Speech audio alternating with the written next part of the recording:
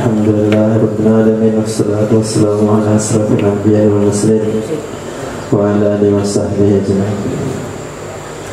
Alhamdulillah, kami akan membacakan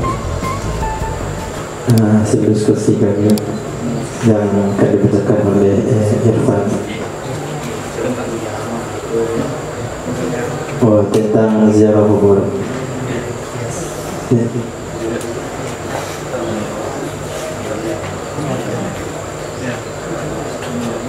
Bismillahirrahmanirrahim.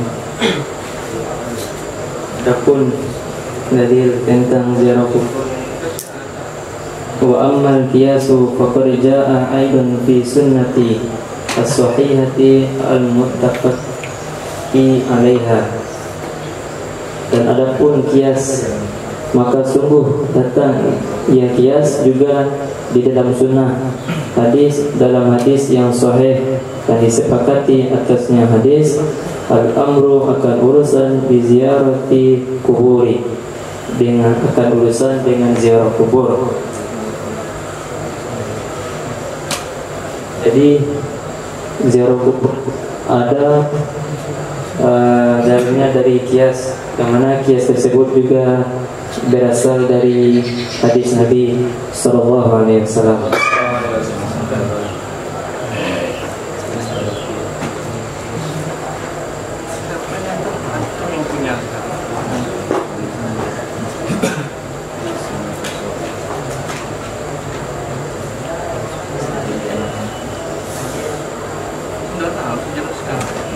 Adapun kias,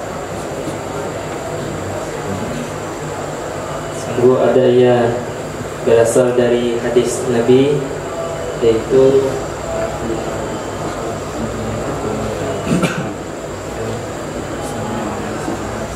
Nabi Sallallahu Alaihi Wasallam bersabda,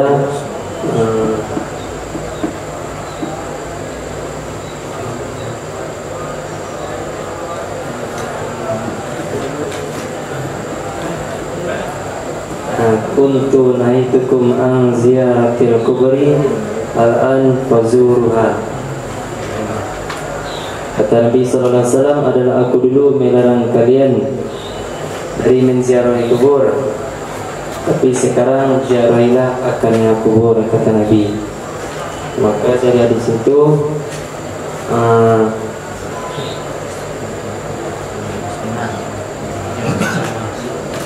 menziarahi kubur baginda Rasulullah sallallahu alaihi wasallam.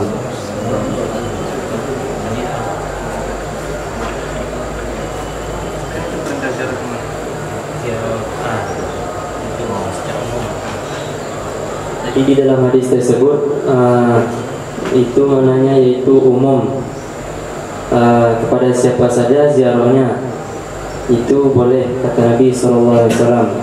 Dulu Nabi larang, tapi sekarang tidak, maka ziarahilah akan kubur, kata Nabi. Itu kubur siapa saja, boleh juga kepada selain Nabi.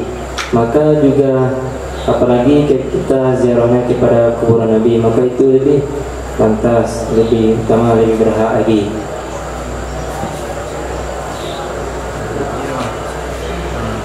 Kubur Nabiyina sallallahu alaihi wasallam minha aula wa ahru wa ahaqqa wa ahaqu wa la bal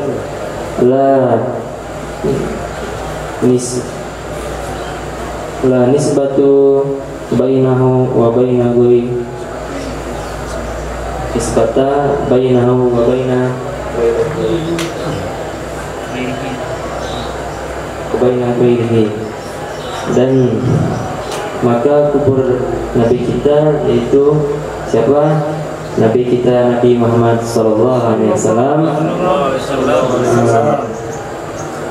Kubur kita Nabi Muhammad, darinya kubur itu kita berziarah itu lebih utama dan lebih pantas dan lebih berhak lagi, lebih tinggi, bahkan tidak ada bandingannya antara kuburnya Nabi dan diantara selain kuburnya Nabi. Maka itu lebih utama kita berziarah kepada makam Nabi lebih pantas dan lebih berhak lagi, karena Nabi lebih mulia daripada makam-makamnya yang lain. Tidak ada bandingan makam kuburannya Nabi dengan kuburan-kuburan yang lain. Wa aidan faqad thabata annahu sallallahu alaihi wasallam, dan juga maka sungguh telah tetap sesungguhnya Nabi sallallahu alaihi wasallam zara ahlul baqi', beliau pernah menziarahi ahli Baqi' dan syuhada Uhud dan orang-orang syahid di Uhud. Dengan dalilnya yaitu ketika ada seorang wanita yang selalu menyapu masjid, yang wanita tersebut selalu berada di Masjid Nabawi, itu tugasnya menyapu masjid. Lalu suatu ketika Nabi tidak lagi melihatnya, maka Nabi penasaran dan lalu Nabi bertanya kepada sahabat beliau, di manakah wanita yang tadi yang selalu menyapu masjid? Itu maksudnya. Lalu sahabat itu mengatakan bahwasanya dia sudah meninggal beberapa hari yang lalu. Nabi katakan, kenapa tidak diberitahu aku sebelumnya, kata Nabi. Tapi sahabat mungkin segan memberitahu itu, karena Nabi mungkin sibuk atau bagaimana. Segan Nabi. Lalu Nabi bertanya, di manakah kubur wanita tersebut? Maka sahabat menunjukkan di mana kuburnya. Lalu Nabi pergi ke kuburnya dan Nabi sholat di atasnya. Itu salah satu dalil di mana Nabi pernah berziarah. Satunya, mungkin banyak lain. Faqabruhu, maka kuburnya Nabi sallallahu alaihi wasallam asy-syarif yang mulia, aula itu lebih utama lima lahu, karena sesuatu yang dari hak itu lebih utama, karena ada sesuatu bagi Nabi dari hak. Coba artikan satir di mana pun lebih utama bagi satu lalu bagi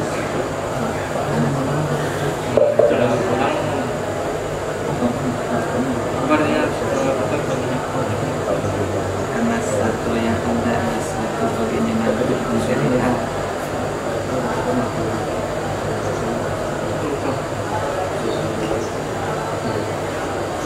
Maka kuburnya Nabi SAW yang mulia itu lebih utama karena ada sesuatu baginya Nabi.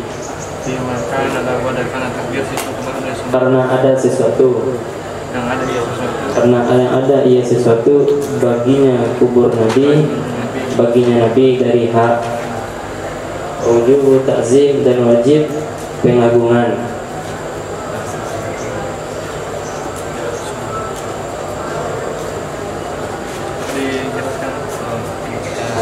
Maksudnya itu kuburnya Nabi itu sangatlah mulia dibandingkan dengan kubur-kuburnya yang lain. Nah, kubur Nabi itu lebih utama daripada kubur-kuburan yang lain karena ada ia sesuatu karena ada hak untuk menziarahi kuburan Nabi.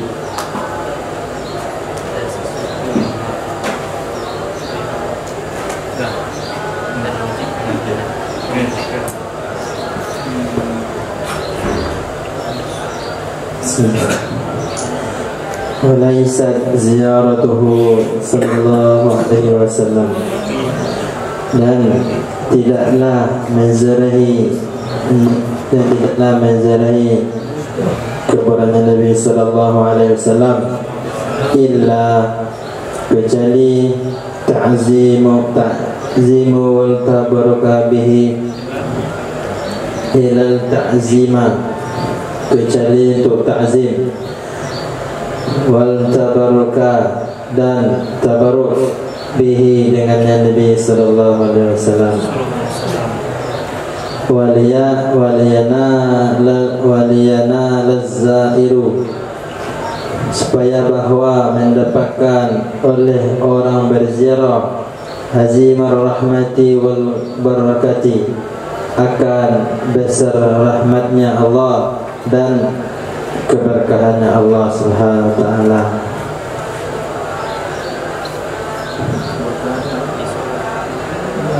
Bisalatihi wasalamihi alaihi Nabi sallallahu alaihi wasallam, dan salawatnya orang berziarah dan salamnya orang berziarah di atas Nabi sallallahu alaihi wasallam.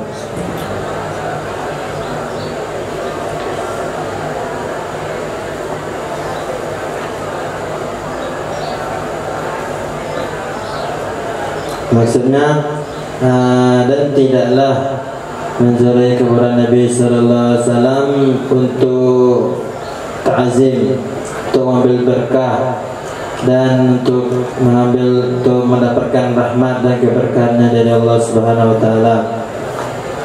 Jadi kita bukan murid mendapatkan berkah.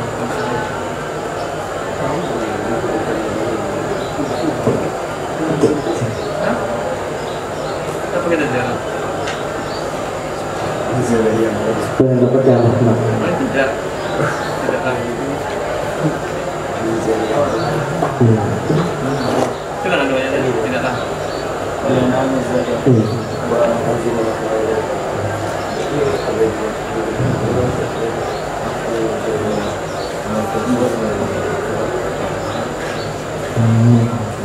Maaf.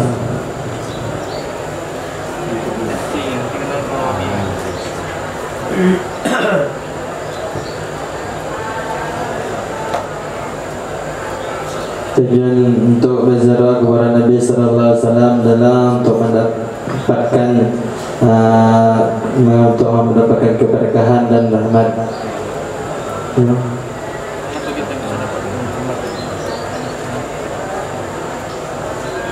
Karena kita berziarah kepada Nabi sallallahu alaihi wasallam. Oh, dengan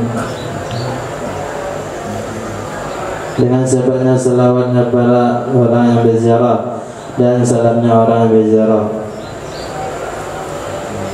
Indah kuburihi syarifi, di dekat kuburnya Nabi yang mulia, bihadaratil malaikati, dengan kehadiran para malaikat, al-hafina bihi sallallahu alaihi wasallam, yang menghamparkan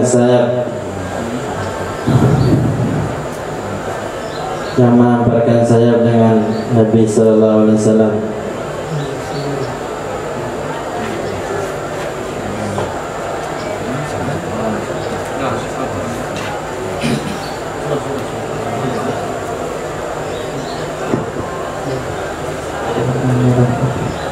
Fa'amal ijma'ul muslimina, adapun bermula ijma' muslim orang Islam, faqad qala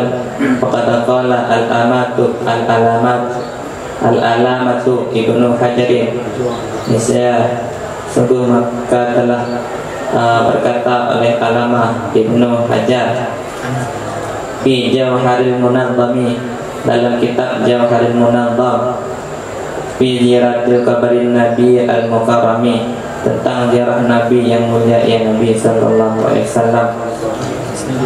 Pada naqala jama'atu minal a'immati hamal, faqad naqala jama'atun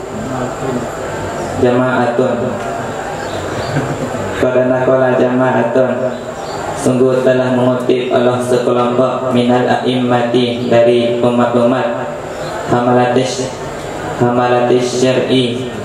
syarifi, yang memikul syariat syarifi yang mulia, alladzina, orang-orang, alaihim, yang atasnya orang-orang, al-midaru, itu sumber, wal mu'awwalul ijma'i, dan mu'awwal ijma'. Wa inna ma khilafu, hanya khilaf bainahum, antaranya ulama, fi innaha wajibatun aw mandubatun, tentang sesungguhnya ziarah itu wajib atau sunnah. Faman khalafa fi masyru'iyati, maka siapa saja yang menyelisihi tentang disyariat fi masyru'iyati ziyarati, tentang disyariatkannya ziarah, faqad harakal ijma'u, sungguh maka ia telah merusak akad ijma'. Pun maksudnya ini dalil tentang ijma' muslim. Tadi sebelumnya telah menjelaskan tentang ziarah kubur. Telah ada dalil ayat Quran, itu dalil hadis, setelah itu dalil qiyas. Ini tentang dalil ijma'. Nah, telah berijma' oleh umat orang muslim, dan telah berkata oleh Imam Ibnu Hajar dalam kitab Jawharil Munazzam tentang ziarah kubur, apa dia katakan, kelompok ulama telah mengutip tentang ziarah kubur yang mereka ulama itu dijadikan sumber dan muawal ijma'nya. Kami masih belum mengerti istilah apa muawal ijma'.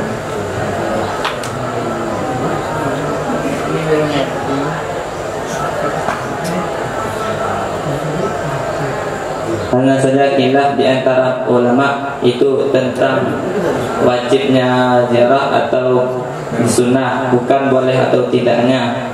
Maka siapa saja yang menyalahi tentang disyariatkan ziarah, maka sungguh ia telah merusak ijma'.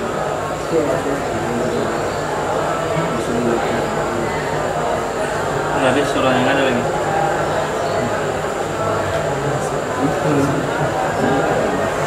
Bismillahirrahmanirrahim. Wahtajal qailuna bi ujubil ziyarati, dan telah berargumen, telah memberikan dalil oleh mereka, oleh orang-orang yang berkata, para ulama, dengan wajibnya ziarah. Jadi di sini ulama memberikan dalil yang tentang wajibnya ziarah. Yang tadi dikatakan dia berbeda pendapat, yang ada yang mengatakan sunnah dan ada yang mengatakan wajib.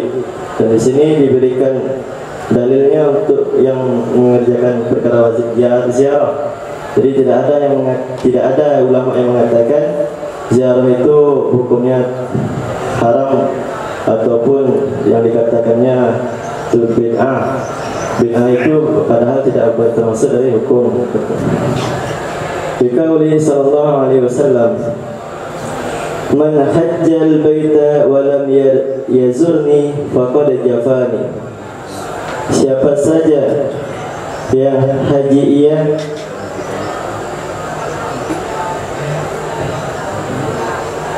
akan ke Baitullah, siapa saja yang haji ia ke Baitullah, wa lam yazurni, dan ia tidak menziarahi akannya baginda Rasulullah sallallahu alaihi wasallam, faqad jafani, maka sungguh ia telah berbuat jafa. Jadi jafa di sini sesuatu yang dia berbuat membuat hati orang yang tidak senang. Dalam asal katanya itu biasa. Rawu Imam yang hadis yang diriwayatkan dari Imam Ibnu Majah, Ibnu Adi, di sana dengan sanadnya Imam Mahdi. Yahtaju bihi, berdalil ya Imam Ibnu Hajar dengan sanadnya beliau, qala wa jafa'u sallallahu alaihi wasallam haramun.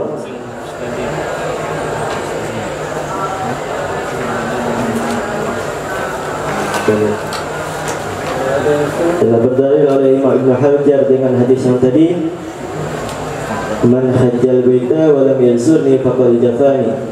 Berkata Ibnu Hajar, wa jafa'u sallallahu alaihi wasallam haramun, berbuatnya jafa'nya seseorang kepada baginda Rasulullah sallallahu alaihi wasallam itu hukumnya haram.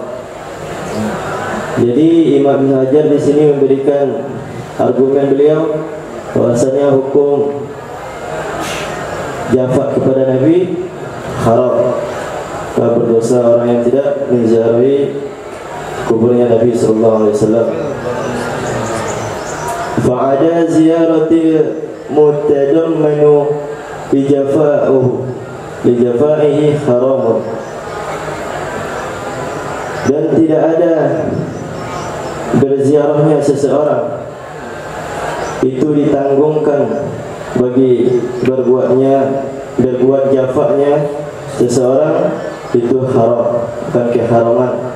Jadi maksudnya di sini ketika seseorang sudah berangkat haji dan berziarah kepada kota baginda Rasulullah sallallahu alaihi wasallam Al-Madinatul Munawwarah, dan ia tidak menziarahi Nabi, itu cukup dikatakan ia jafa, ia telah melakukan jafa kepada Nabi sallallahu alaihi wasallam.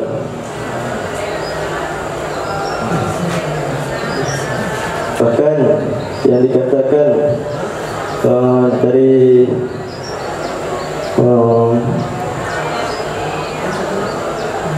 yang diceritakan oleh Sayyidina Bilal radhiyallahu anhu ketika dia mendapatkan teguran dari baginda Rasulullah sallallahu alaihi wasallam melalui mimpinya beliau.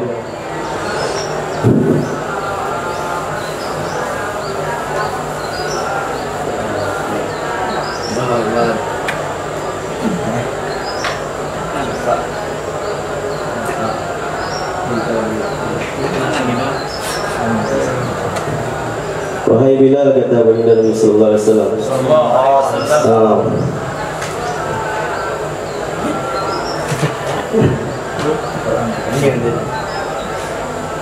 jafa apa yang telah kau lakukan kepadaku, sehingga ketika Sayyidina Bilal sudah menjadi pemimpin di Damaskus dan ia tidak pernah lagi ke kota baginda Nabi sallallahu alaihi wasallam. Lalu disampaikan kepada Nabi sallallahu alaihi kepada Sayyidina Bilal lewat mimpinya Sayyidina Bilal, jafa apa yang telah engkau perbuat kepadaku. Maka Sayyidina Bilal radhiyallahu anhu langsung menziarahi, menangis, langsung menziarahi baginda Rasulullah sallallahu alaihi wasallam. Mudah-mudahan kita dapat teguran ketika kita tidak mengamalkan sunnah, lupa tidak dipakai pulang tahunan, dapat teguran buat video kita. Ya Allah.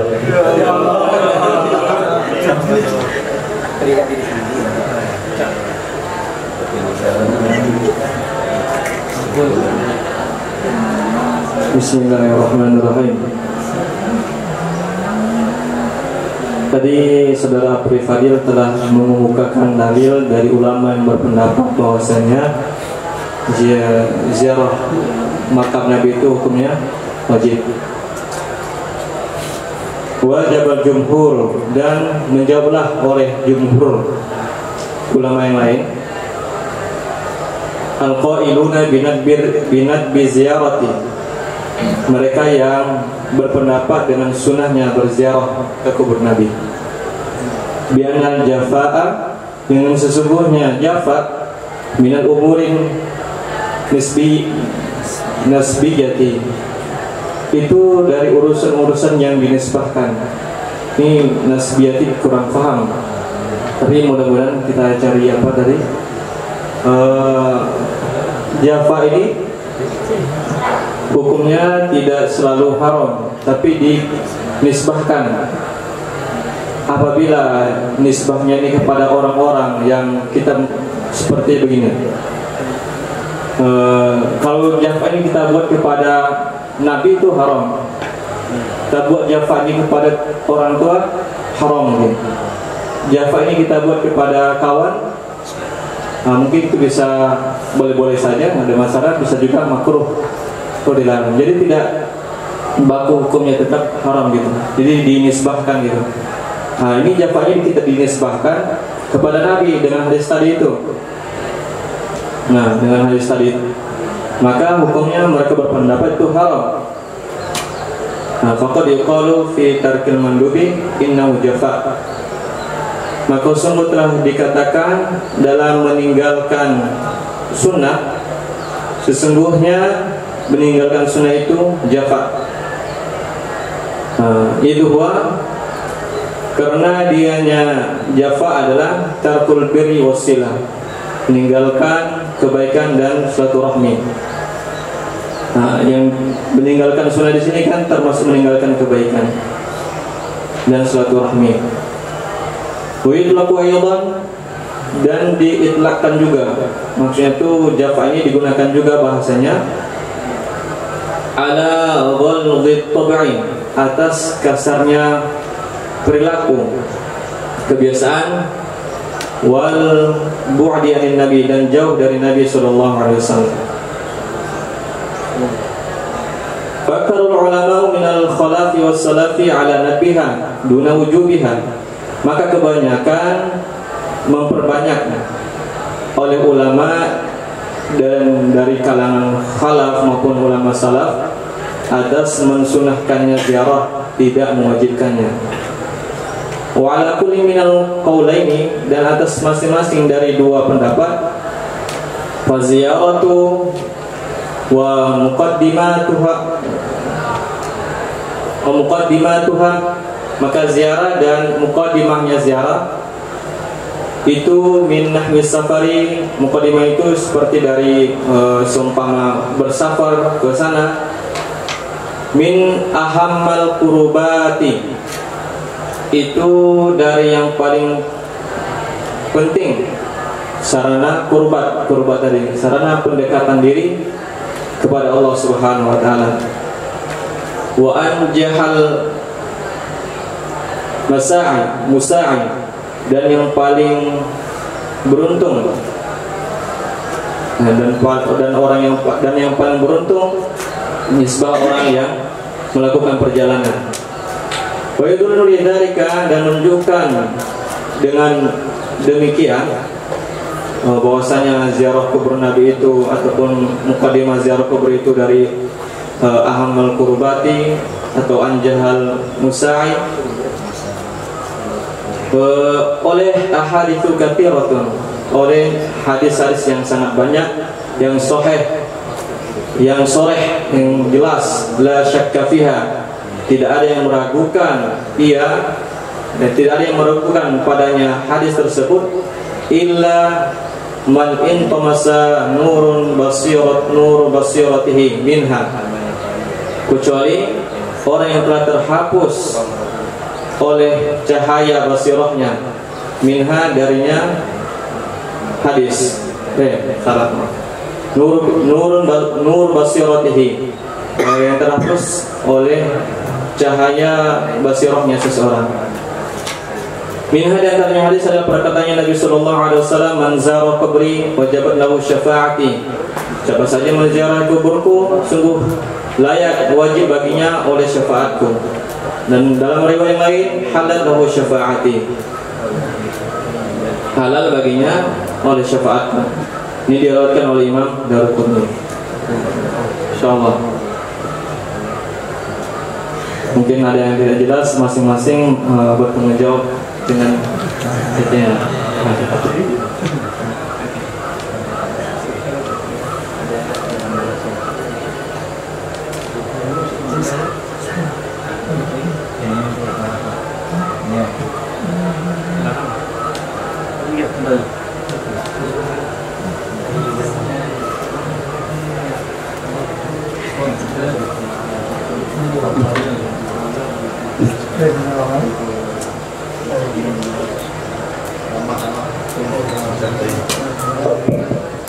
Pertanyaan yang mudah.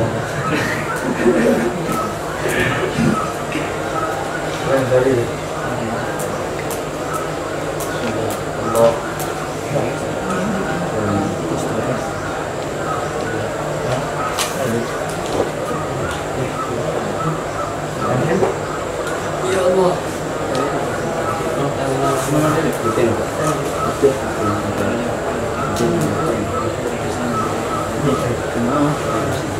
kasih.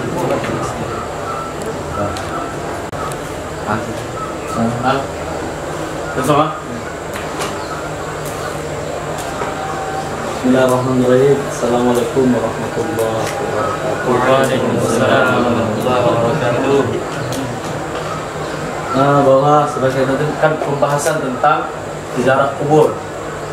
Kami rujuk langsung kitab mereka. Fathul Majid, Syarah Kitab Tauhid, Syekh Abdul Rahman bin Syali Saudara bin Baz. Nah, sini kami baca tentang ziarah kubur. Beliau tidak mengingkari juga tentang hukum ziarah. Ziarah itu sunnah dan bagus selama selama tidak melakukan perkara-perkara yang terlarang. Waja'alul maksud di ziarah asyid bil mait, syirik dengan mayit dan doa kepada dia, doa karena dia minta hajat-hajat kepada mereka. Nah, itu artinya beliau pun tidak seperti kita bahas tadi yang pertama, bahwasanya mereka tidak mengingkari ziarah itu boleh. Yang penting itu berqasad untuk tabaruk, itu yang tidak boleh mereka. Kemudian bagaimana? Ini bagaimana tentang saudara-saudara kita yang menjadikan kubur aidan, artinya tempat bersenang-senang berhari raya, jadikan kuburnya banyak bunga, banyak tempat-tempat perayaan seperti yang kita lihat pada saudara-saudara kita, kuburnya dibunga, kemudian melakukan semacam acara yang mewah di sisi kubur, beribadah. Bagaimana dengan hadis Nabi yang berbunyi la taj'alu buyutakum qubura wa la taj'alu qabri aidan. Betul itu. Jangan jadikan kuburku tempat perayaan. Seperti dicontohkan di sini, menggantungkan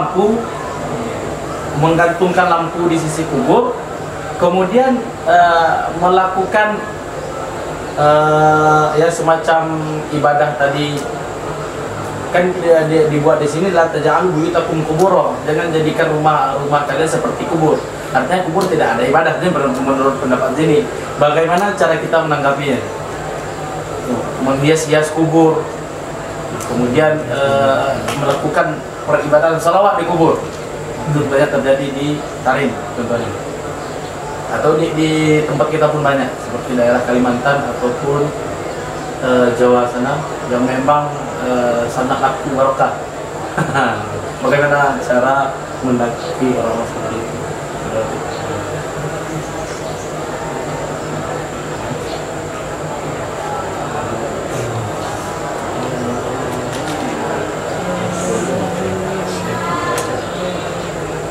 Bismillahirrahmanirrahim. Insyaallah.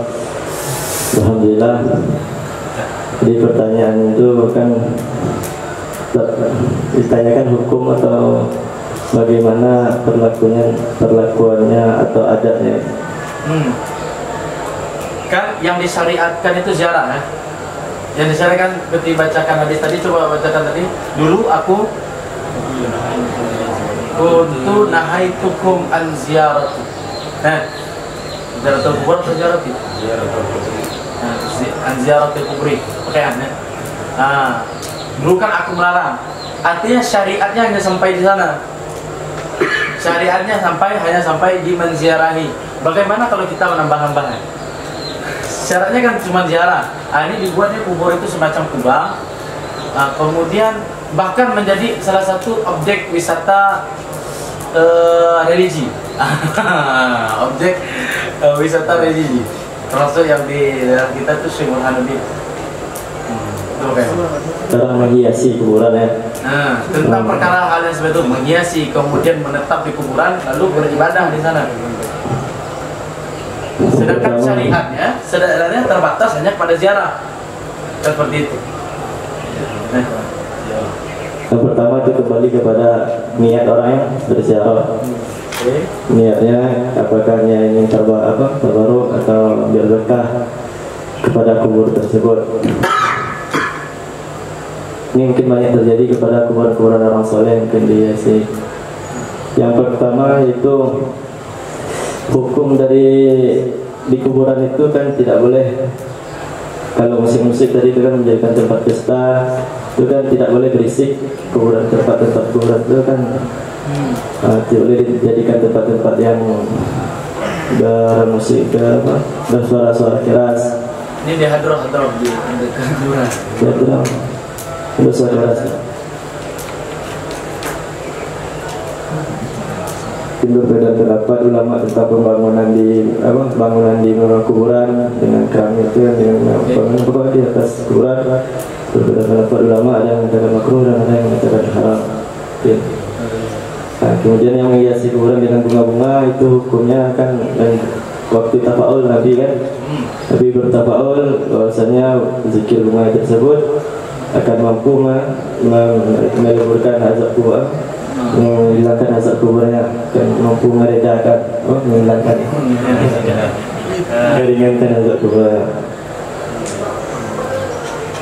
Itu hukum tersebut kan satu persatu dihukumi kan, bukan keseluruhannya dihukumi. Itu kaidah fikih.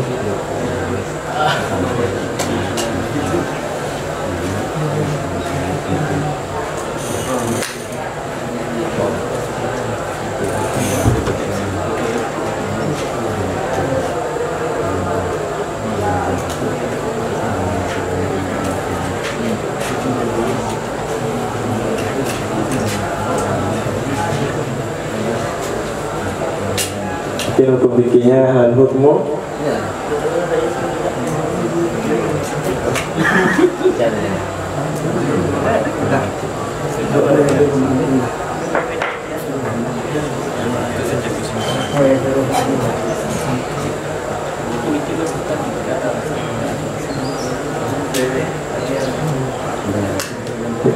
al-hukmu yadurru ma'a illati wujuban wadam. Jadi hukum itu berputar ketika ada alasan dan tidak ada alasannya. Insyaallah. Kemudian mungkin ada tambahan dari Syekhuna kita. Oh itu.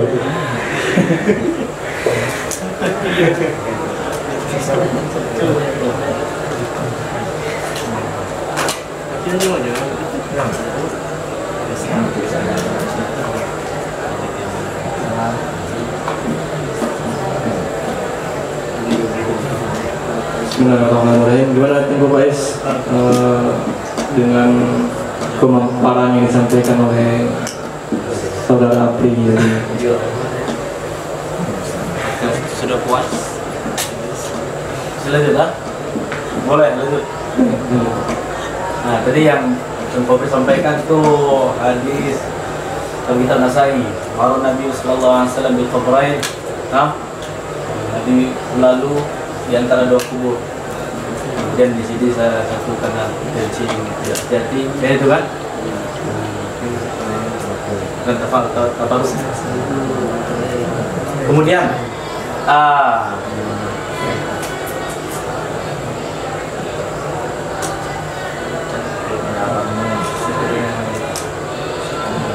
kan itu serupa dengan awal-awalnya, juga dengar nih.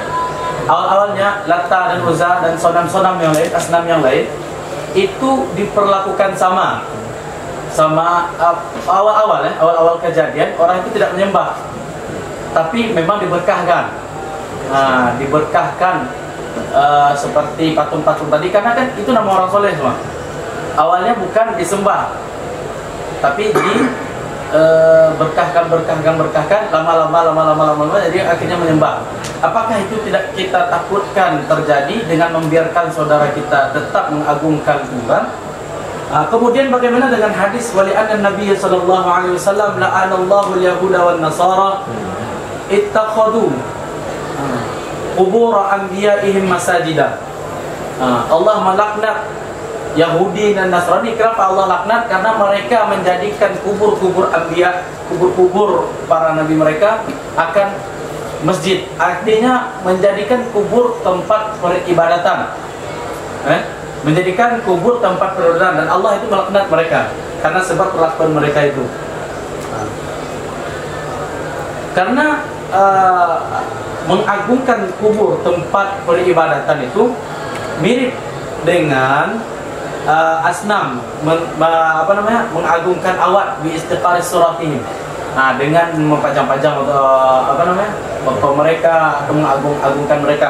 Bagaimana dengan hadis itu? La'anallahu al-yahuda wan nasara ittakhadha qubur anbiya'ihim masajidah. Ada hadis berarti melarang membuat kuburan menjadi tempat, jangankan kuburan orang soleh, kuburan Nabi. Bukan main-main pesan ke saya, tapi dilaknat.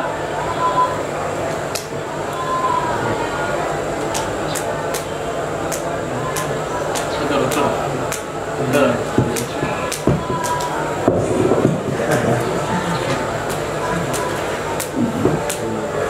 Masya Allah.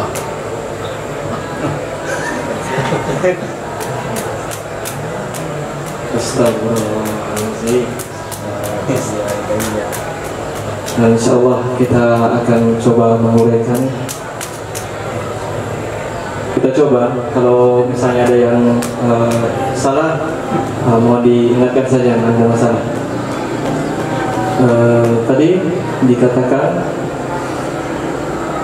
bahwasanya perbuatan seperti yang dilakukan oleh orang-orang yang mengagungkan dan tabaruk dengan kubur-kubur para wali dan orang-orang soleh itu dimiripkan, diserupakan dengan perbuatan orang-orang syirik di zaman dahulu, yang mana awalnya memang sebagai pengagungan saja, di akhir-akhirnya disembah. Apa hal itu tidak kita khawatirkan? Tentu saja kita khawatirkan hal itu bisa terjadi. Nah, khawatir kita. Dan di kalangan kita sendiri yang ahli sunnah wal jamaah, kita juga mengkhawatirkan hal tersebut. Nah, tapi jangan serta-merta dengan kejadian tersebut kita hapuskan, kita samaratakan, tidak boleh ziarah kubur sama sekali. Bukan seperti begitu. Nah, seperti yang sering disampaikan oleh guru kita, bukan ziarahnya dihapuskan, tapi prakteknya itu kita betulkan. Nah, itulah tanggung jawab kita sekarang.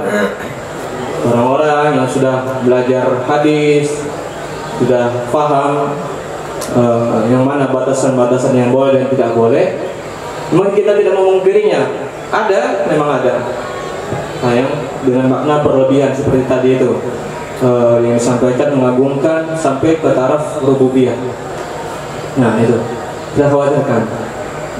Namun kekhawatiran tersebut untuk umat Nabi mudah-mudahan tidak sampailah seperti begitu.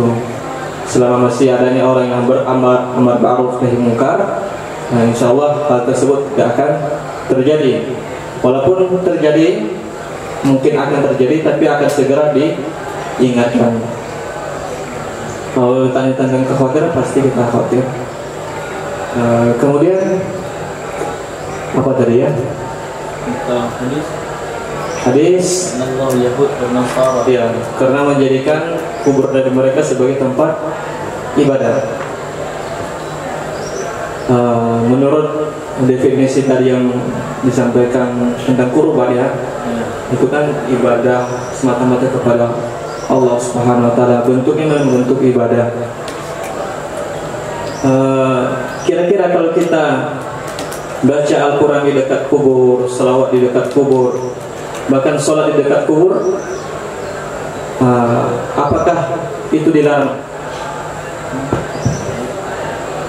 Apakah itu dilarang? Kami bilang larang. Dilarang ya? Dilarang. Karena apa? Karena ibadah itu kan tempatnya di tempat peribadatan. Iya.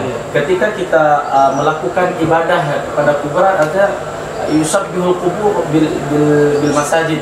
Iya. Menyerupakan kubur dengan masjid. Nah, itu larangannya. Kenapa tidak boleh? Bukan hanya karena lain, tapi menyerupakan kubur itu dengan tempat peribadatan.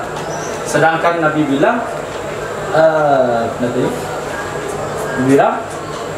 la taj'alu buyutakum qubura. Artinya rumah-rumah itu jangan jadikan buyut-buyut kalian, rumah-rumah kalian seperti kubur. Karena di kubur tidak ada tempat peribadatan. Iya.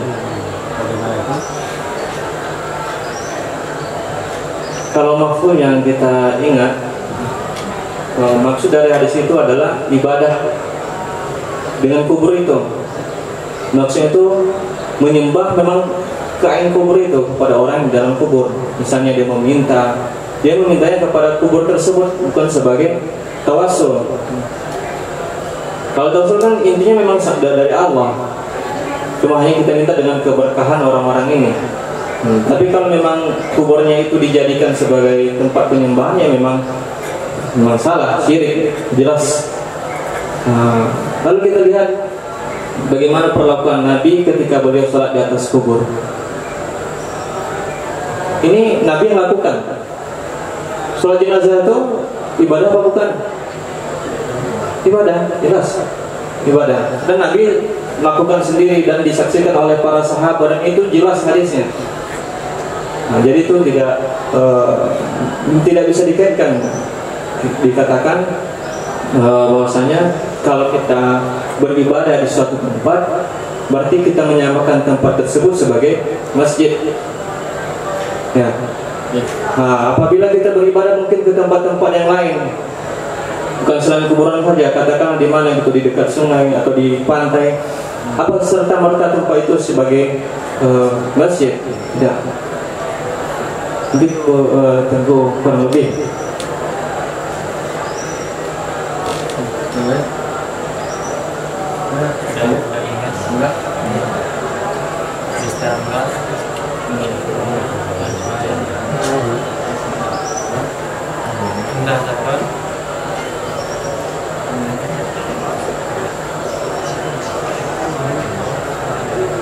Jarang.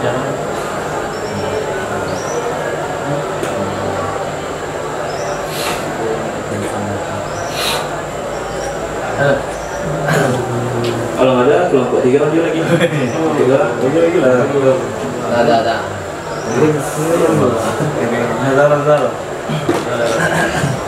Dulu kan selain ya. Maksud dari darah kubur kan untuk minyak kematian. Ya. Terus seperti yang disampaikan tadi, bahwa kubur itu dihias sedemikian rupa sehingga kita nyaman di sana. Sehingga ketika kita ziarah kubur itu kita nyaman, tidak ada kematian. Malah kita ketawa-ketawa, sendai gurau dan sebagainya. Terus bagaimana caranya kita menanggapi hal demikian?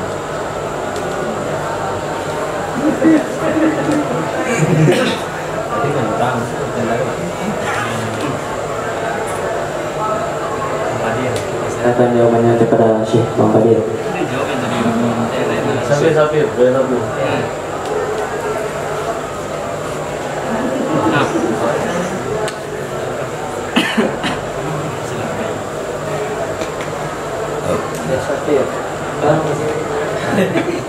Menjadikan kubur sebagai hias sehingga kita ingat lagi tentang kematian.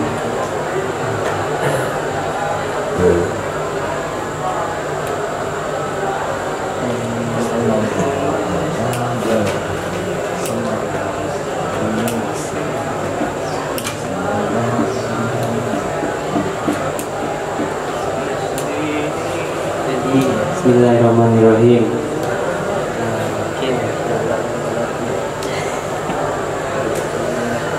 Jadi kan ziarah kubur tuh berajam menjawab. Tadi untuk mengingat kematian kan juga kan, tapi dia dengan menghias atau memberi bunga tersebut dia bersenang-senang di kubur atau bagaimana, berarti orangnya salah.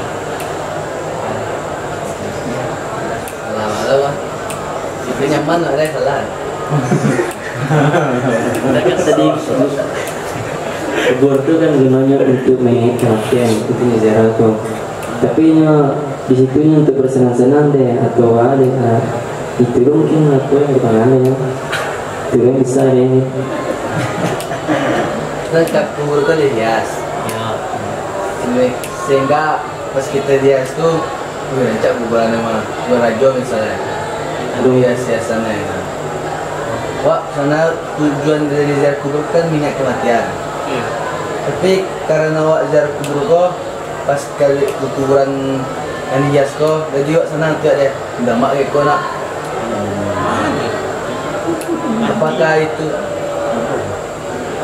Apakah itu tidak mengingat kematian? Pernah kalau tanya ada. Kuburan itu bagus, teman-teman. Sehingga tidak ada lagi sisi untuk mengingat kematian. Itu seperti mall kuburan.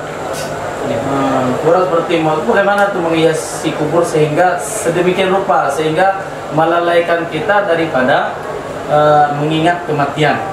Sedangkan tujuan daripada ziarah tersebut, jadi ini syariat awalnya adalah tadzakur lil maut, untuk mengingat kematian. Nah itu Pak. Tuh, sampai.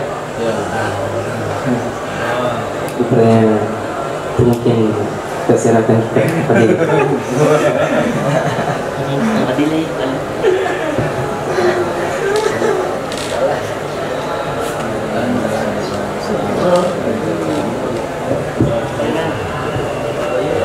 Belajar, mana belajar keluar suaranya faktor sama keluar suaranya lagi.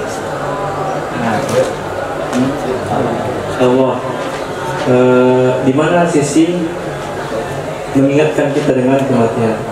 Memang secara umum dalam buku kitab fikih sudah disampaikan yang kita ketahui ya. Mungkin ada yang tidak kita ketahui. Itu memang dilarang untuk membangun bangunan di atas kubur. Bahkan dengan bangunan yang sederhana sekalipun, apalagi kalau itu di tanah umum. Kalau tidak salah di tanah umum membangun bangunan itu haram, tanah pribadi itu makruh. Bahkan memberikan nama saja itu dilarang. Nah, yang kita ketahui itu cukup dengan dikasih tanda saja, batu tok gitu. Bahkan kalau nggak salah ya, orang dengar itu tidak boleh ditinggikan, dirundukkan, biasa saja. Jadi ketika kita datang ke kubur itu memang ngeri rasanya. Ya Allah. Nah, namun ada beberapa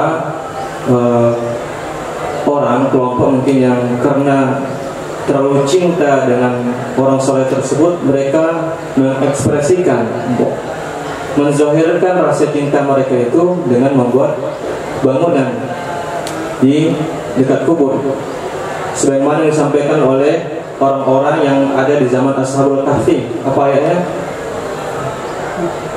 Bunyana, kita bangun di dekat mereka ini bangunan. Nah, kalau yang itu kita tidak tahu dalilnya ya. Mereka bangun-bangun yang megah, yang bagus. Nah, tapi di sisi mengingat kematiannya, masa nggak ada sisi ingat kematiannya? Itu kita nggak terima. Masih ada. Ini orang besar nih, raja. Itu lihat di bawah. Walaupun bentuknya bagus, mewah gitu, nyaman di sana, tapi ini raja ini belum meninggal. Ulama ini bagaimanapun kebesarannya di zaman dulu, akhirnya juga masuk kubur. Pergi ke kubur Nabi, kan itu mewah ya? Ya mewah ya. Bahkan ada kubur di atasnya. Nah, itu menunjukkan juga kepada kita untuk mengingat kematian. Nah, Nabi saja yang mulia, yang dekat dengan Allah itu meninggal dunia. Nah, tapi dengan praktek-praktek mereka itu kita tidak bertanggung jawab. Yang sampai mereka bernyanyi-nyanyi, memukul hadroh di dekat kuburan. Nah, yang mana seharusnya di sana mengingat kematian, lalu digunakan tempat bersenang-senang. Wallahu alam. Kita berlepas diri dari hal tersebut. Para salafun saleh mereka tidak mencontohkan hal-hal tersebut. Sebagaimana Sayyidina Umar bin Abdul Aziz itu memang menangis dekat kubur itu. Sayyidina Utsman bin Affan dia dekat kuburan, menangis, sedih. Tapi kalau mungkin ada pendapat yang membolehkan membangun bangunan bukan di atas kubur tapi di sekitar kubur, mungkin untuk melindungi dari gangguan orang jahat. Sebagaimana kita dengar dengan kubur Nabi yang memang di sekitarnya itu dipagar sampai ke dalam tanah, dicor berapa meter ke bawah dengan timah mungkin kalau nggak salah. Karena pernah ada usaha untuk mencuri jasad baginda. Mungkin kira-kira seperti itu. Pelajaran sisi mengingat kematiannya itu ya memang pasti mati. Oke. Kalau masalah bangunan, kan kita boleh bangun di atas kubur. Ya. Seperti saya pribadi. Ketika saya mondok di Centrum dulu, Ya. itu kuburan syekh-syekhnya kayak ini Ketimbang, ini lain-lain lah. Iya. Raja Api. Itu kuburannya sangat panjang, sekitar 4 meter, 3 meter. Iya. Kata orang tuh, kalau udah dibangun bangunan di atas ini, kuburan ini kan panjang tiap tahun gitu. Kata orang itu. Terus kan dikasih pagar tuh. Kuburan tuh 4 meter tuh dikasih bangunan semen. Terus itu dibuat bangunan kayak kelas lagi. Itu bagaimana hukumnya? Kalau itu perlu kita lakukan penelitian, betul nggak setiap tahun dia memanjang. Lompat ini. Secara zahir ya yang kita ketahui sekarang nih, dengan manusia saja kalau udah sampai umur tertentu, batasan tertentu nggak akan tumbuh tinggi lagi. Itu makhluk hidup. Nah, ini sedangkan dia sudah apa yang memanjang itu kuburnya atau jasad di dalamnya, kuburnya atau jasadnya? Kuburan panjang 4 meter, 3 meter gitu. Itulah yang cerita-cerita yang kita khawatirkan menjadi bahan bagi orang yang menentang kita dengan cerita-cerita seperti itu. Yang kita sudah belajar, usahakan jangan juga ikut-ikutan dengan cerita-cerita yang seperti begitu. Yang masuk akal saja. Yang masuk akal saja. Tapi kalau mereka bangun bangunan dengan alasan tersebut, mesti dibangun itu apa? Sarang, mesti dibangun. Kenapa banget sampai kuburannya ke sini mungkin banyak, ya kan? Sampai pulau Sumatera kuburan itu, nah mesti dibangun. Kalau itu alasannya.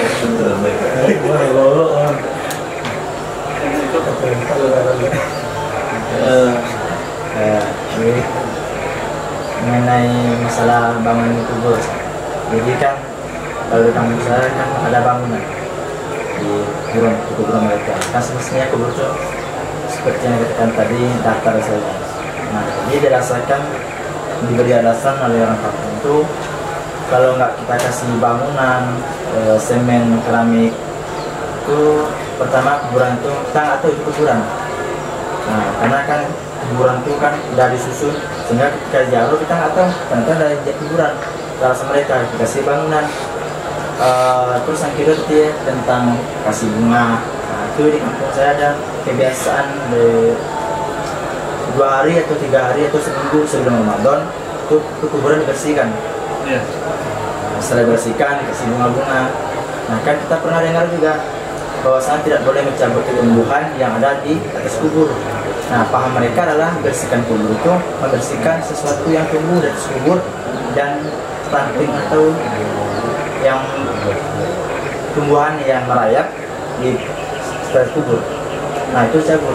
Lalu bagaimana tanggapan kita? Apakah boleh atau bagaimana? Karena memang bersih sekali sehingga yang nampak tuh semen bangunannya sama tanahnya, bukannya itu tumbuhan nggak ada lagi. Nah, gitu.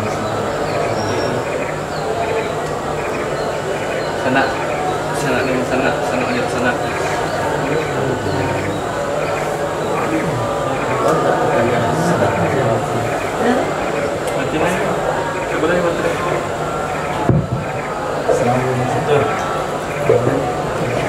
Ayat tersebut akan dijawab oleh Tengku Fatur dari Long.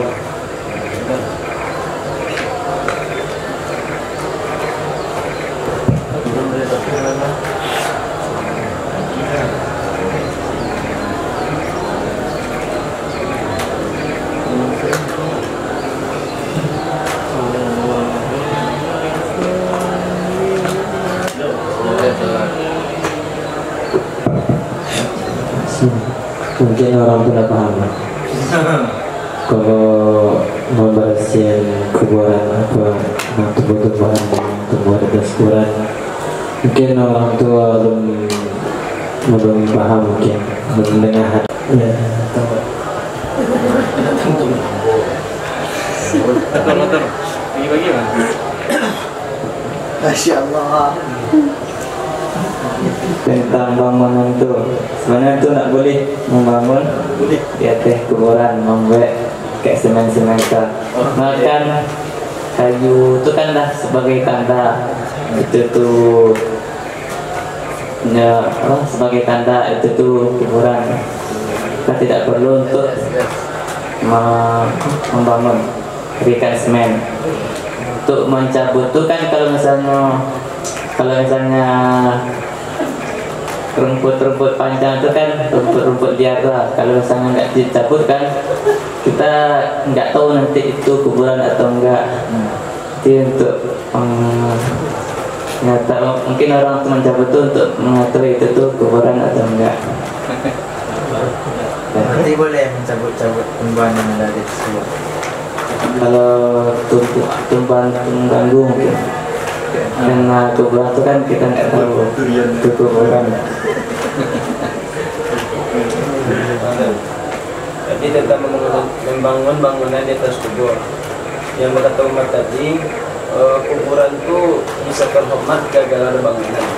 Tapi kalau kuburan itu nak ada bangunan, kuburan itu hilang kehormatannya, seolah-olah kuburan yang ada bangunan itu kayak tanah tak biasa selesai. Jadi orang lalu datang tidak mengetahui itu kuburan itu. Yang kedua tentang masalah mencabut apa tadi itu, mencabut tanamannya atas kubur itu seolah-olah itu berkurang tasbih orang di dalam. Itu terus. Saya bilang apa? Serahkan kepada Ustaz Yusuf. Ada apa sebenarnya? Apa ada siapa tadi?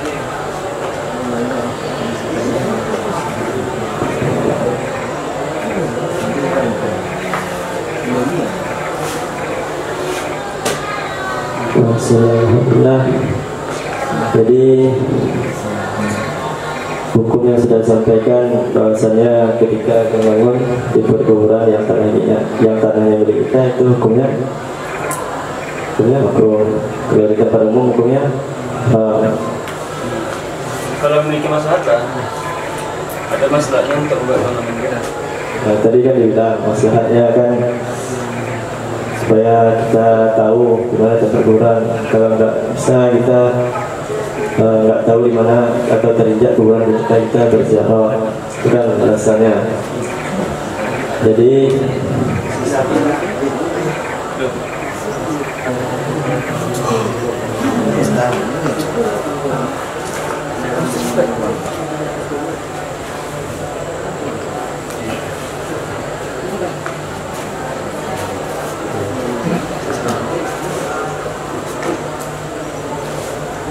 namun hukum tersebut kembali kepada diri kita.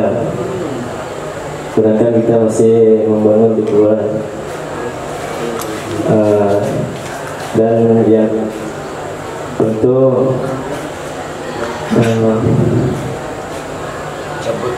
mencabut bulu, mencabut rumput-rumputnya itu yang kan tadi dijelaskan sama Ustaz sering-sering itu kan, bahasanya setiap yang merusak atau membuat dia tidak pokoknya karena rumput itu bisa menjadi sama ya, supaya bisa menjadi sarang ular kan, masuk ular ataupun dikiki sama ayam sampai yang apa itu kan jadi sampai berlalu adanya kuburan. Itu kan lebih baik dibersihkan supaya ditarang bersih nampaknya. Mungkin itu boleh dibersihkan kalau ya merusak. Kalau tidak dibersihkan dia akan menyebar sehingga jadi sama-sama ya nampak yang kuburan ya. Jadi dia buka nampak ular dan nampak tikus kan, insyaallah. Yang di dalam hadis itu sesuatu yang tumbuh atau yang ditancapkan. Kan ada hadis tadi kan Nabi melewati dua kubur. Jadi yang satu Nabi itu tidak menancapkan potongan kurma. Di situ kan di situ kan menaruhkan sesuatu tumbuhan ke atas kuburan. Sedangkan yang di atas yang tumbuh di atas kuburan juga yang tumbuh di kuburan kan yang tadi itu kan yang mungkin rumput ditanam lah, itulah pertanian. Kalau rumput ditanam padi tidak akan tumbuh, kalau padi ditanam dilarang tumbuh serana. Karena akhirat insyaallah dunia mengikut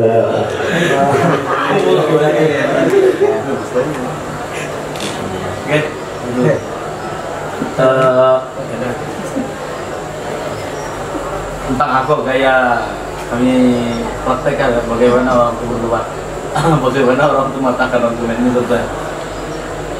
Nabi sallallahu alaihi wasallam an Sayyidina Jabir radhiyallahu taala anhu qala naha Rasulullah sallallahu alaihi wasallam an tajassis al-qubur wa ayyaquda alaih wa ayyabna alaih. Dunia atau yabna. Nah, Nabi sallallahu alaihi wasallam melarang daripada mencat kubur kemudian duduk di atasnya dan membangun di atasnya. Nah, ini gaya orang tua. Kita ikut Nabi, ikut ulama. Nabi saja melarang. Jangan, ini gaya orang tuh, Nah, Nabi saja melarang. Jangankan ulama, sahabat kalau berbeda dengan Nabi, kita ikut Nabi. Mana tuh kalau mana cara mematahkan cara menjawab orang itu berargumen seperti itu. Kan bilang tadi, oh kubur kok tidak boleh dibangun, tapi ulama bilang, Nabi aja larang, kenapa dengar ulama? Kayak gitu. Bagaimana cara mengkonter, mengkonter argumen yang seperti itu? Gimana tepat?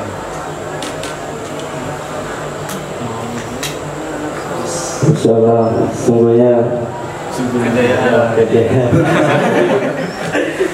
selesai sama ulama semuanya kan kita mengikut ulama yang ikut Nabi jelas. Kalau dosa kan apapun kata ulama kan hadis yang dhaif pun lebih baik daripada perkataan ulama tuh.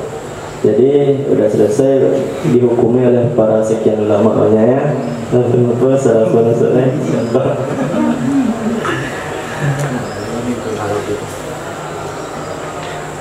Dilarang. Ya Nabi kan dilarang. Kenapa ulama harus ikut ulama sedangkan Nabi dilarang? Seakan-akan ya. Jadi bagi pemahaman itu lebih takut kepada ulama daripada Nabi. Begitu seorang.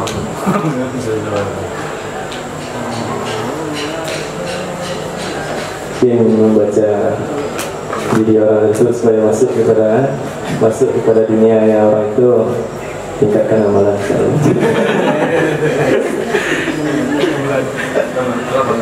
Insyaallah.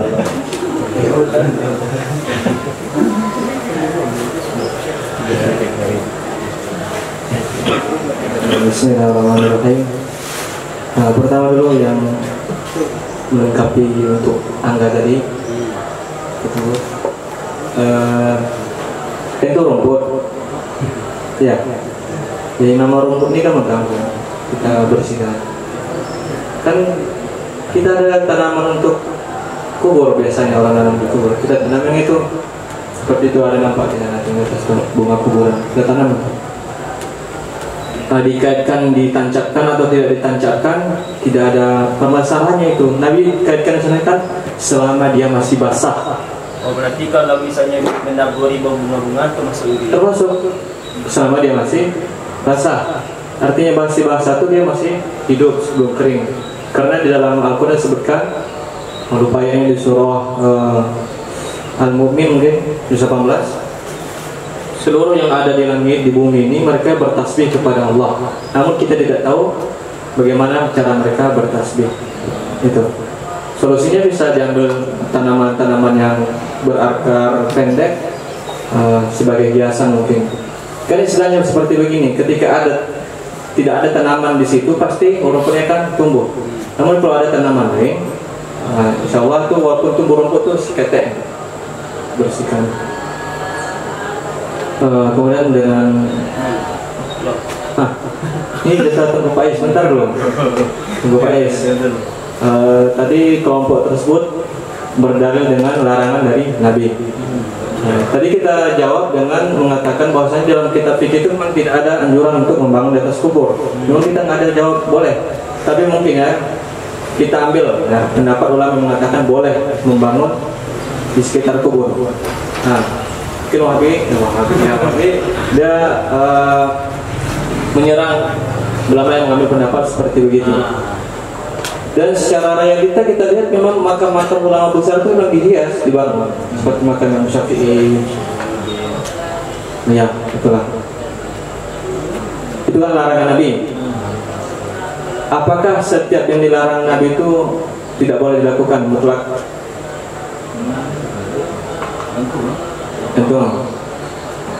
Kita pernah dengar perkataan ulama, adab itu lebih tinggi daripada hormat itu lebih tinggi daripada taat. Seperti kita bisa lihat di dalam kitab Sunnah Bid'ah, beberapa perbuatan sahabat yang mereka melanggar perintah Nabi. Nabi larang mereka, tapi sahabat tetap membuat hal tersebut dengan alasan ta'zim. Contohnya di perjanjian Hudaybiyah, Nabi buat di sana Bismillahirrahmanirrahim. Jadi Suhail bin Amr sebelum mereka masuk Islam, sebelum beliau masuk Islam, langsung menentang, apa itu Ar-Rahman, apa itu Ar-Rahim? Kami tidak mengenalnya. Kami kena tulis tapi tulisan Bismillah. Yang jadi mukatibnya, tukang catatnya itu adalah Sayyidina Ali. Itu Sayyidina Ali tahan hati, masih bisa sanggup hapus karena masih ada Bismillah dengan Bismikallahumma dengan namamu ya Allah. Kemudian dibuat di sana perjanjian dari Muhammad Rasulullah kepada Suhail bin Amr utusan Quraisy. Itu langsung komplain Sayyidina Suhail bin Amr. Dia katakan, kalaulah kami tahu engkau Rasulullah kan tidak akan berperang denganmu, kami tidak akan menghalang kamu masuk kepada kota Mekah untuk umrah tahun ini. Tapi karena kami tahu kami tidak mengakui engkau Rasulullah, maka kami mengelarang engkau. Kata Nabi Muhammad kepada Sayyidina Ali, hapus Rasulullahnya Muhammad, tapi tulisan Muhammad bin Abdullah. Asal dari perintah apa? Wajib. Perintah Nabi wajib nggak dilaksanakan? Wajib. Maksiat kalau kita tidak taat kepada perintah Nabi. Tapi Sayyidina Ali tidak mau, memang tidak mau. Akhirnya buat Nabi sendiri yang menghapus dengan tangannya. Mungkin ada contoh-contoh yang lain bisa dirujuk dalam kitab Sunnah Bid'ah, beberapa amalan sahabat yang mereka menentang perintah Nabi. Jadi di sana dikatakan larangan jangan duduk di atas kubur, itu sudah jelas.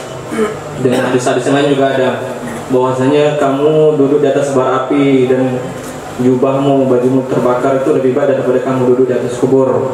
Kemudian apa lagi tadi larangannya? Mencat, mewarnai. Kemudian membangun di atas kubur. Tapi kalau tujuannya untuk ta'zim, mungkinlah jawabannya mungkin. Tapi kita tadi nggak berani mengatakan boleh membangun ya. Kita ambil pendapat yang sesuai dengan kitab fikih. Itu dengan tujuan ta'zim. Insyaallah itu. Ini kan gaya berdebat orang ini. Kita diusahakan dibentur dengan ulama. Ulama dibenturkan dengan Nabi.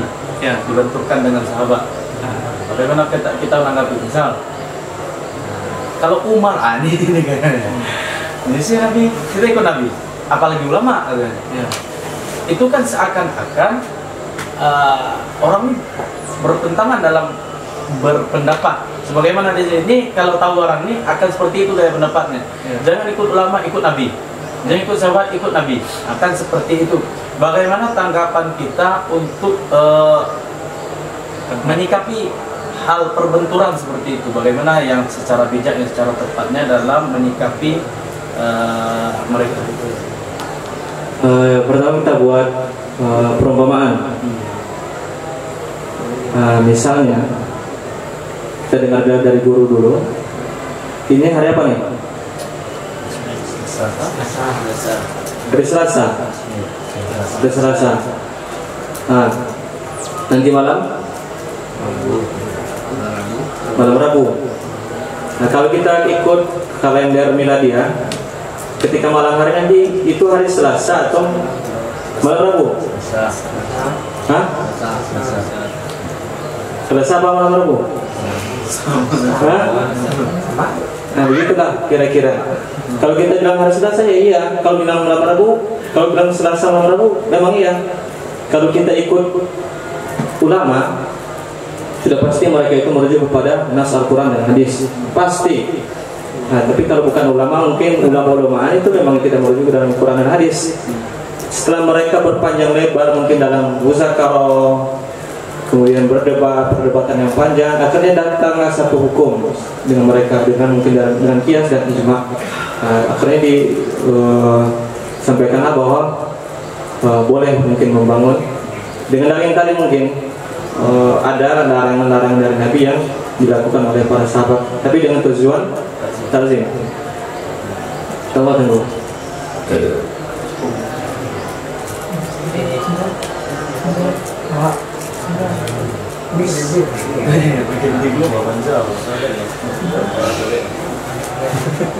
Ada beberapa step sekolah. Bismillahirrahmanirrahim.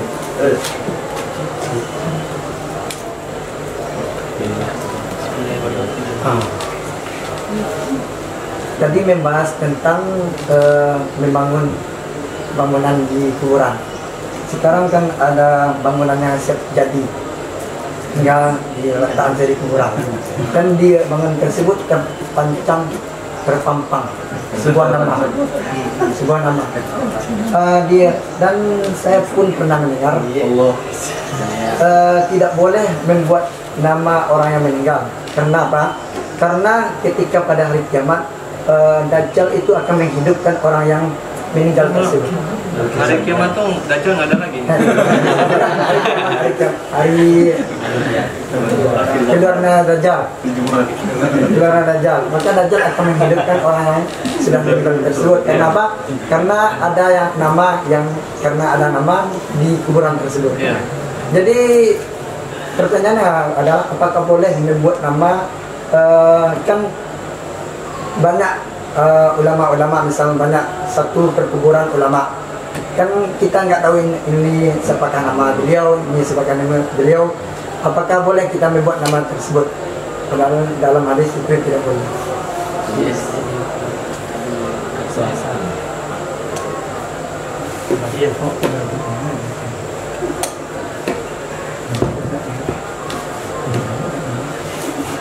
Pertama tentang larangan membuat nama di kubur.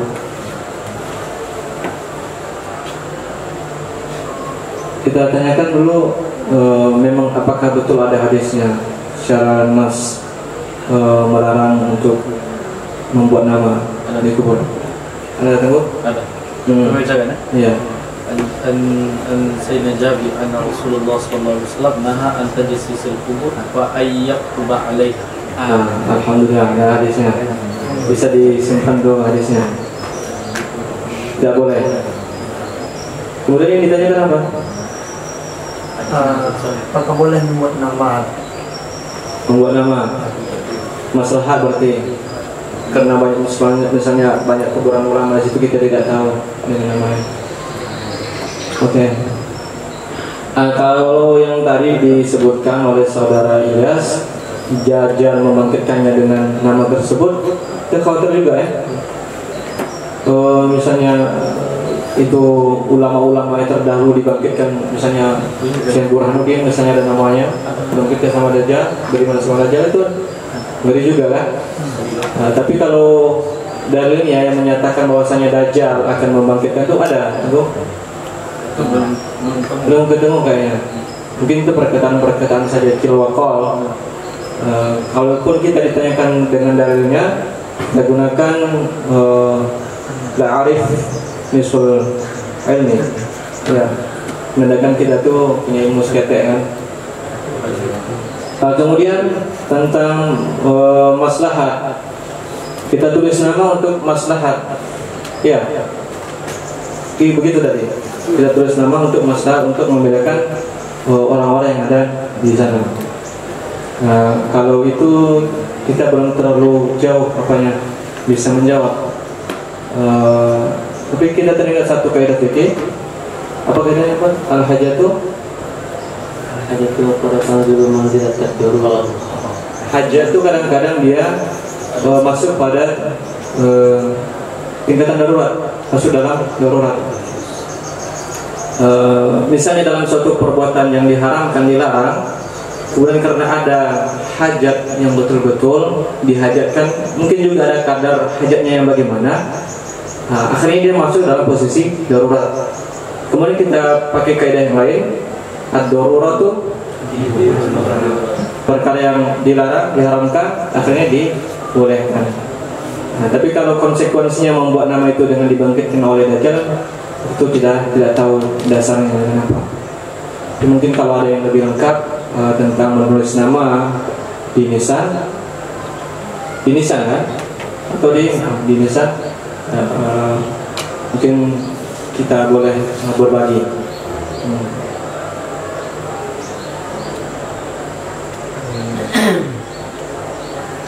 Novel oke, kayaknya udah siap pertanyaan dari tadi. Bang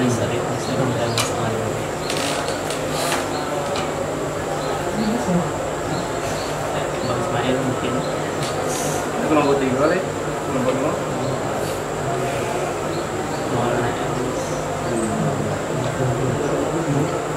Al-hajatu pada Tanzulun. Manzilatat.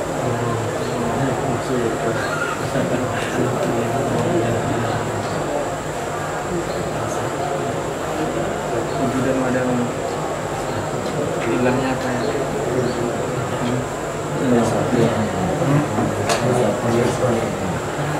Iya lah kan. Sore. Iya. Saya sambung kan?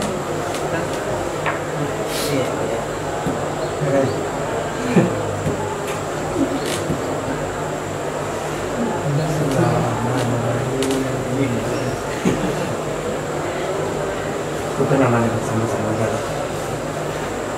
Ulama itu adalah pewaris Nabi. Ya. Kemudian apabila kita berziarah kepada makam ulama, makam ulama,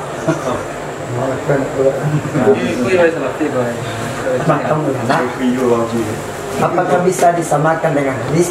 Siapa saja yang menziarah itu maka rukun, gitu. Kewajiban. Man zarani ba'da mauti ka'annama rawani fi hayati. Siapa saja yang menziarahiku setelah meninggalnya aku, maka seolah-olah dia menziarahiku pada masa hidupku. Apakah bisa disamakan dengan ulama tersebut? Padahal ulama itu adalah pewaris Nabi sebenarnya.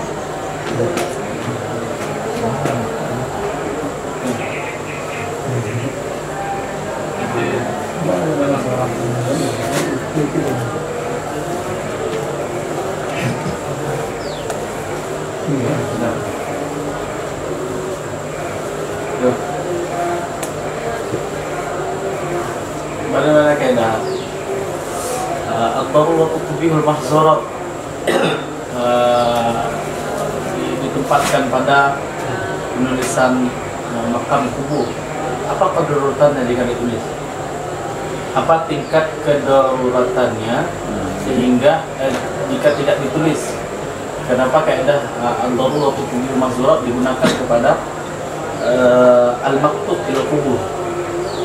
Tetap kitabah buku menulis kubur.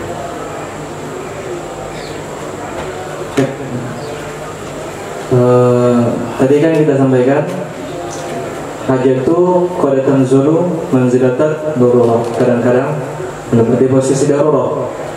Nah, yang kita sampaikan, kita tidak tahu sebatas mana hajat itu sampai kepada tingkatan darurat. Nah, kalau misalnya hajat itu memang perlu sekali, maka dia sampai kepada tingkatan darurat. Nah, tapi kalau misalnya di kubur itu apa tingkatan daruratnya sampai mesti ditulis, itu kita tidak mengetahuinya. Karena kita kembali ke kaidah yang pertama. Nah, kalau hajatnya itu perlu sekali, Tapi gimana contohnya kita tidak tahu sebatas mana kadarnya tuh. Mungkin kalau misalnya kubur itu dibongkar apa itu dibolehkan. Misalnya ada nanti pembangunan, akhirnya kubur itu dihinakan atau dijadikan sebagai tempat buang air besar tuh, tempat penyimpanan pembuangan gitu. Itu kan menghinakan jasad yang dimuliakan oleh Allah Subhanahu wa taala. Karena walaqad karamna bani Adam, Allah sendiri sudah memuliakan Bani Adam. Kemudian untuk pertanyaan saudara Ilyas apa tadi? Oh ya, siapa yang ziarah kepada Nabi, dia berziarah kepadaku seperti dia berziarah kepadaku di masa hidupku. Dan ulama itu adalah pewaris para Nabi. Apa yang mereka warisi ruhannya kenabian. Secara mudah saja, sebenarnya orang-orang soleh, jangankan Nabi, orang-orang soleh, syuhada saja mereka itu tidak ada yang mati. Pada zahirnya mati, meninggal, wafat, bal ahya'un. Ya, bal ahya'u walakin la tasyurun. Mereka hidup di sisi Tuhan. Bahkan akan tetapi kalian tidak mengetahui. Itu sudah jelas. Tanpa hadis Nabi tersebut pun, jangan cukup dengan ayat Al-Quran, itu sudah cukup untuk dalil. Jadi ada sebagian para pelajar hadis mungkin mendatangi satu makam kuburan imam hadis, mereka membaca hadis di sana dengan tujuan mengambil keberkahan. Mereka meyakini menghadirkan bahwasanya Syekh Fulan tersebut hadir di dekat mereka. Dan cukup banyak kita dengar cerita-cerita para ulama salafus saleh, walaupun kisah-kisah itu dibantah oleh sebagian kelompok, bahwasanya kadang mereka tertidur dekat makam tersebut.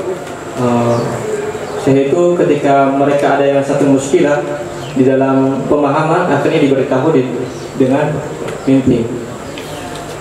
Ya. Dan ini juga pernah diceritakan oleh Syekh Zakaria di, kalau nggak salah, di Fadilah Sedekah, di makam orang yang dermawan. Mungkin sudah tahu, sebagian sudah tahu. Orang yang dermawan di masa hidupnya, kemudian meninggal dunia. Akhirnya suatu rombongan singgah di kuburan tersebut, kuburan orang dermawan. Nah, jadi kalau orang dermawan ini ada tamu yang datang kepada mereka, itu suatu aib ketika tamu itu tidak dijamu. Nah, akhirnya di dalam ketika mereka bermalam di dekat makam tersebut, salah seorang rombongan itu bermimpi dengan ahli kubur itu. Nah, mimpinya apa? Penghuni kubur ini dia ingin membeli salah satu onta terbaik di rombongan tersebut. Dan nanti kamu ambil bayarannya kepada anakku sepulang. Gini ceritanya di kota ini. Sah deal katanya. Akhirnya dia dalam mimpi tersebut, akhirnya terjagalah yang bermimpi ini, dan dia lihat untanya sudah sekarat berdarah. Nah, dengan serta merta diambil pisaunya, dia sembelih. Kan masih bisa. Ada batasan apa namanya itu, belum sampai mati lah gitu, masih kejang-kejang. Dan disembelih dan dagingnya dibagi-bagikan, dimasak. Nah, itu contoh orang yang meninggal dunia masih bisa berinteraksi dengan orang lain.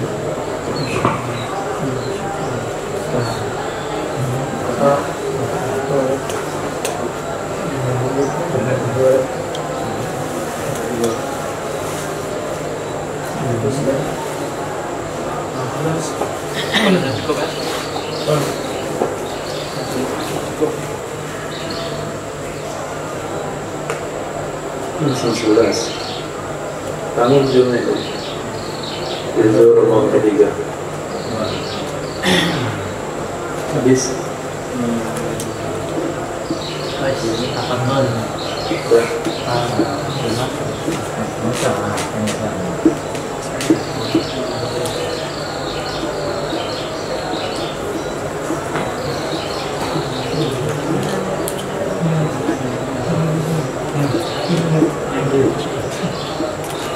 Ada lagi 7 menit.